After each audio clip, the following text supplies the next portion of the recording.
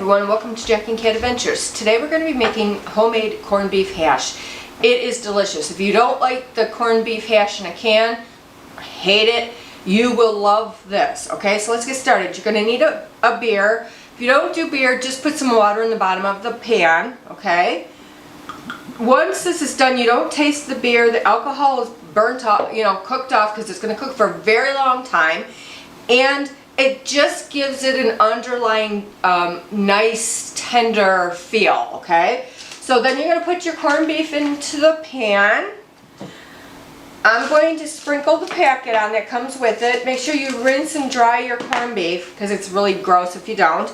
And just sprinkle this all over the top and a little bit into the bottom so we get that flavor all over. And then I'm going to put a little bit more beer gently on top, just a little.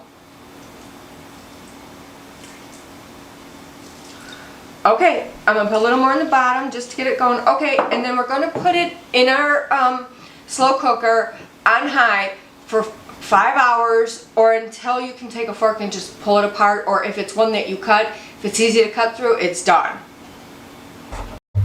Alright, while your corned beef is cooking for the hash, we're going to move on to our onions. Now this is all up to you on preference on how much onion you want in it. Just keep in mind, there's really 4 ingredients in this whole meal. It's the corned beef, onions, potatoes, and ketchup. So you're going to need onion for that extra bite and flavor. If I were you, I would do at least 2 medium. If not a large and a medium, or 2 large. You can't overdo it with the onion on my side, I don't think.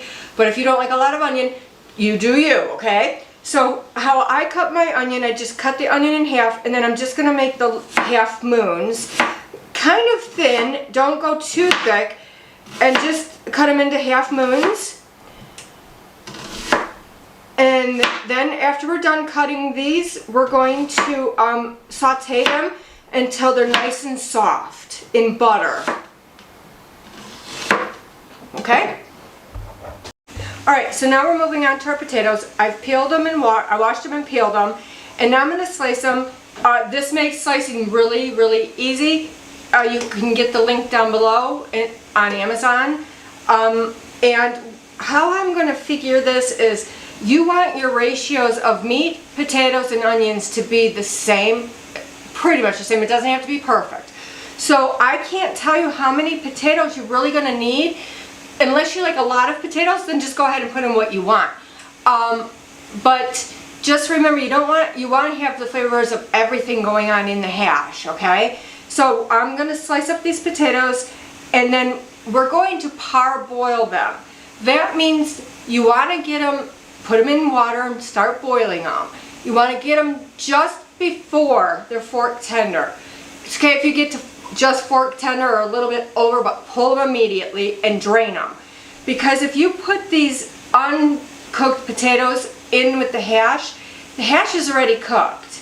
My onions are going to be cooked, and we're really just going to be heating the hash through. We're not going to be baking it. So if we did that, these would be as hard as a rock. They would not get soft enough.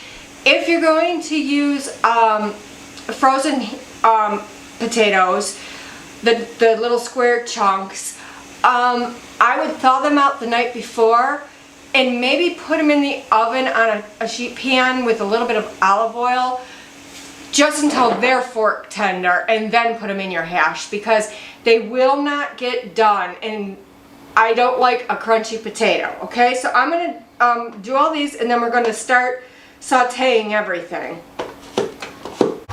Alright, once your potatoes are cut, I just cut them into little squares.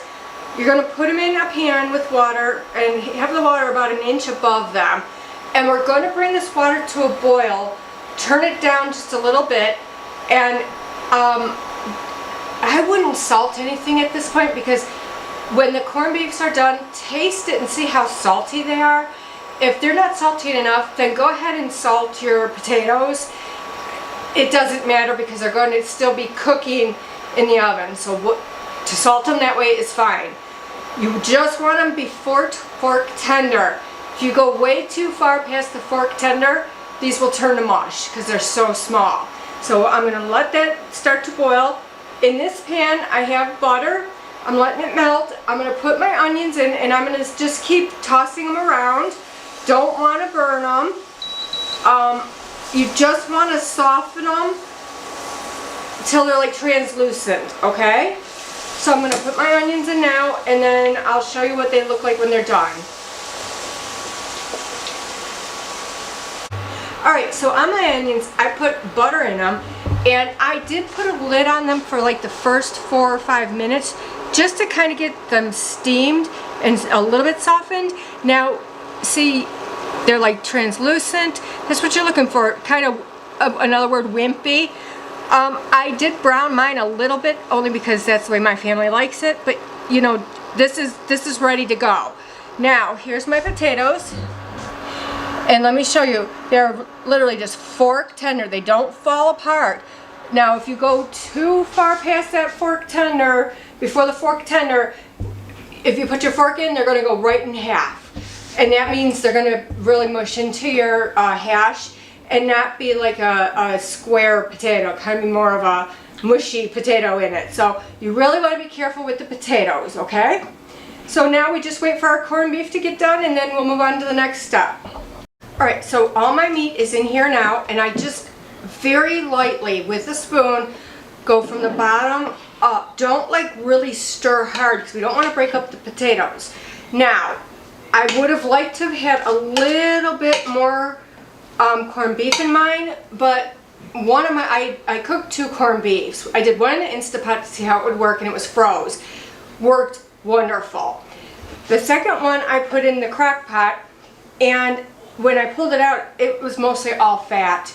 And so I'm glad I cooked another one because there would definitely not have been enough. But like I said, 2/3 of that one was fat. Yeah, 2/3 of it was fat. So what we're going to do is we're just going to lightly spray the bottom of our pan. I'm using a 9x13. And I'm going to add ketchup. Now, kind of like a meatloaf, you want enough ketchup to hold it together. And when you think it's enough, add a little bit more because we are going to bake this. So just add your ketchup, and then I'm going to stir it. I really cannot give you a measurement on the ketchup. It all depends on how many potatoes you have, how much meat you have, and how saucy you like it. Like I said, just be gentle. Don't like stir too hard because you don't want to break up all those potatoes.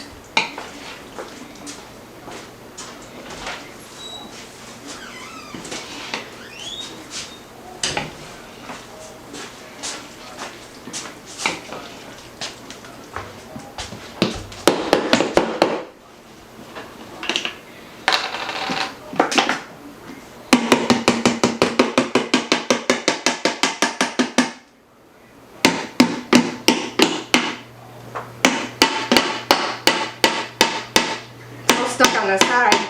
Okay. She has to get every last drop out of it. Never waste ketchup in this house.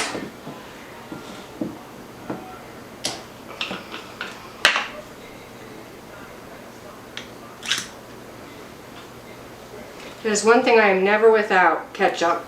Love ketchup. Okay. Let's get this in here.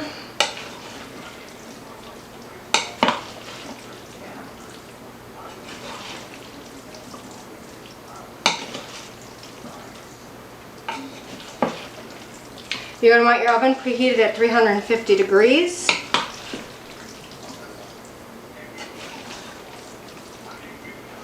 And all we want to do is just heat this stuff through when we put it in the oven. We're not baking it, it's all cooked.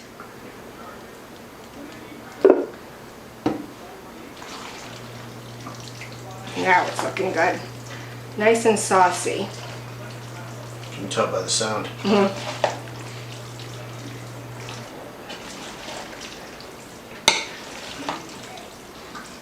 After you make this a few times, you'll be able to tell just by, look if you have enough Ketchup or not. Whatever ingredient. Right. Okay, so mine looks good. I'm just going to add one last thing of ketchup, like I said, to make sure you have enough. You just don't want it to be dry. Okay. And I can already tell that's just perfect. So then what we're going to do is we're going to take a pan. I'm actually using 2 pans. I'm going to cut them in half and do 2. And what I'm going to do is you just kind of put them into a loaf, just like a meatloaf.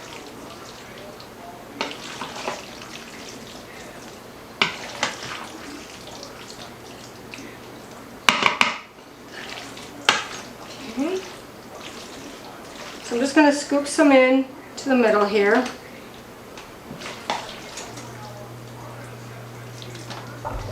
Alright, now I have them in my pans, kind of like a meatloaf. I just used my hands and sculpted them. We're going to put them in a 350 degree oven for 30 to 45 minutes or until heated through. Alright, I just took these out of the oven. I cooked them for 45 minutes and they look and smell so good, you guys. Now what I'm going to do is, because we're not going to eat these today, I'm just going to let them get totally cool. And then I'm going to cover them and put them in the refrigerator. And you can either reheat these in the oven or in the microwave, like if you put it on a plate and microwave it. It's delicious reheated, so don't worry. So please like, share, comment, and subscribe. And remember, you do you.